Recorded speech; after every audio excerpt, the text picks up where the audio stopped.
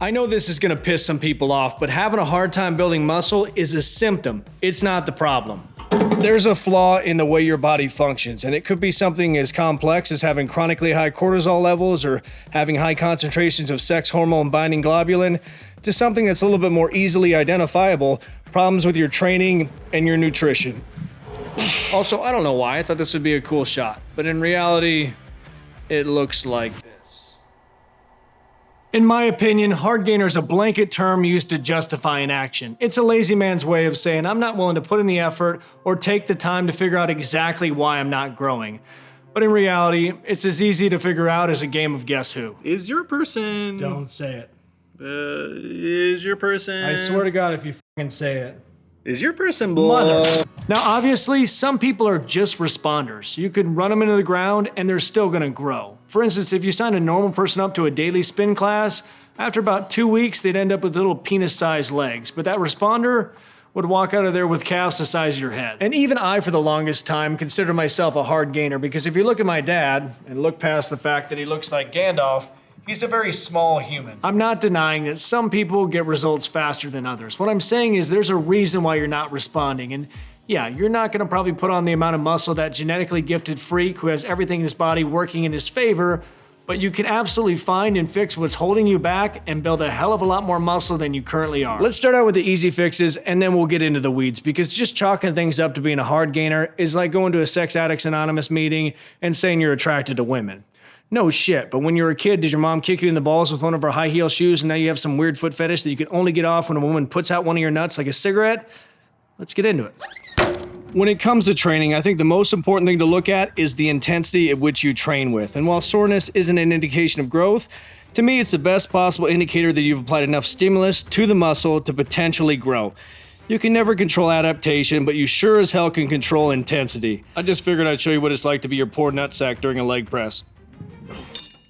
The key is to use soreness as a metric of whether or not the intensity and or volume of your workouts is meeting that growth threshold. It's also a way to ensure you're actually hitting the target. For instance, if you wake up the next morning after training chest and your anterior delts are in more pain than your pecs, then congratulations, you're not a hard gainer, you just suck at training. Or you feel like you can barely move after every single workout and you've been at it for a while, that's a clear sign your body's lacking the ability to recover properly. And that's either because you're not giving yourself enough time between each session and the moment you do, you'll start seeing results, or there's something off internally. For instance, one of the metabolic pathways could be off and the cholesterol in your body, instead of turning into something fun like testosterone, more often than not gets converted into cortisol. And you freak the fuck out. Let's say you check that box and you're kicking your ass the proper amount after every workout and you're still not getting results.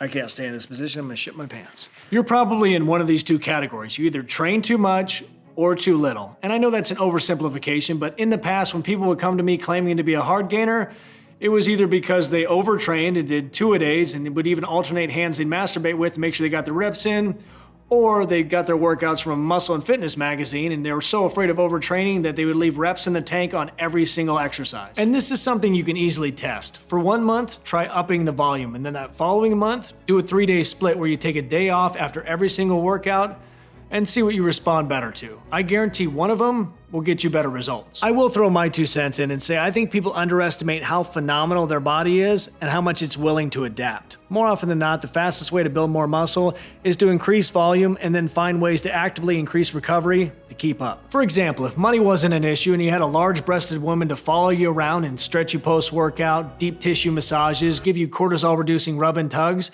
don't you think you'd grow more?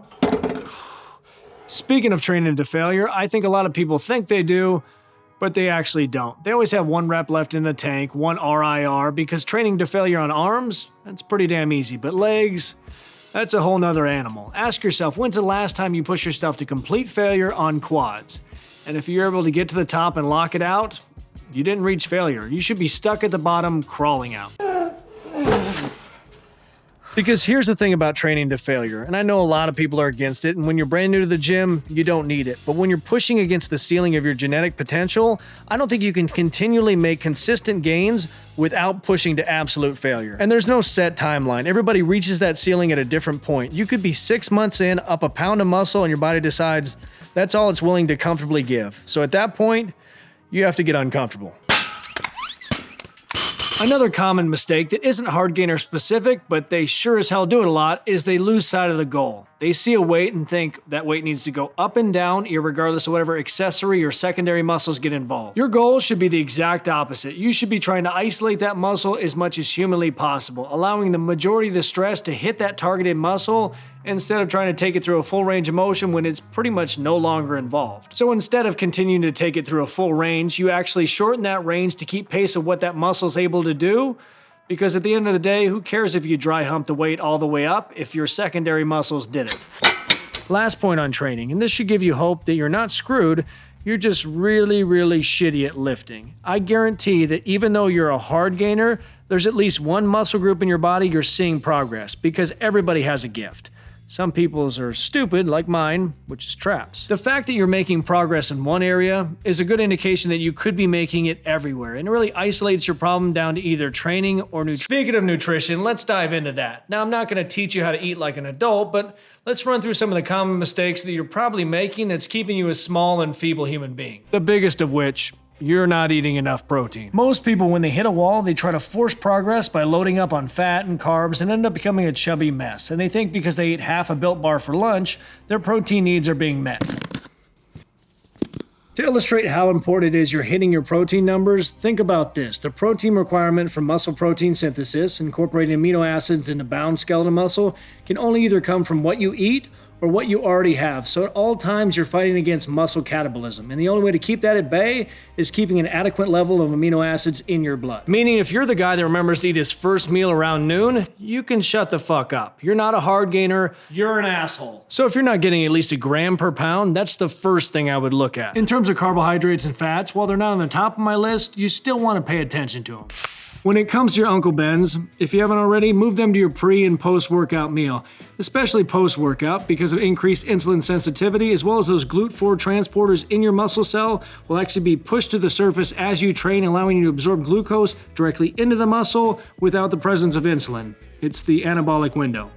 But that doesn't mean eat 8 bags of these fucking things. No stir my ass. And fat, obviously important for overall health and a shit ton of other things, but honestly, I just wanted to get this out of the house before my wife got her little chubby fingers on it. If you're a hard gainer, not something you really have to focus on, but you can't completely neglect it either. Of all the people that are watching this that were previously hard gainers, I guarantee 95% of you can take one of the things we've already talked about, implement it, and start getting results. But that 5% that's sitting there still thinking you're screwed, if I were you, let me run through some of the tests that I would do next, and some of these things are fucking insane. I guarantee by the end of it, you'll know exactly why you're not getting results and that you have chlamydia. The first place I would look is blood, and you can really geek out on this and look forwards and backwards and see that your low protein diet is causing you to increase your levels of sex hormone binding globulin, which is causing you to have less free testosterone, and then that's the reason why you're not recovering from your workouts and why you still look like a 9th grader. The next thing I would do is spit in a bag a few times a day to see what your cortisol levels are, because you could be a walking ball of stress, and cortisol is catabolic and it will inhibit protein synthesis. And there are some actionable things you can do other than try to sit and find your inner peace while the world shits in your cereal. And lastly, I would do a urinalysis, and my favorite, shitting in a box and shipping it to a lab. That way they can tell me if whether or not what I'm eating is actually getting digested, and if not, how to combat it. I guarantee there's someone watching this that just remembered that one time they got drunk at a party and tried to butt chug an entire bottle of sriracha. This is a good test for you. And I know that was a really quick way to go over all those tests, and I'll link the place I like to use below, but if you want me to make an entire video where I take every single one of those tests, we get the results, and then we get into it, comment below. And if you haven't got a chance to check out the new full gym program that just dropped, it's obviously live, it's only $20, get after it.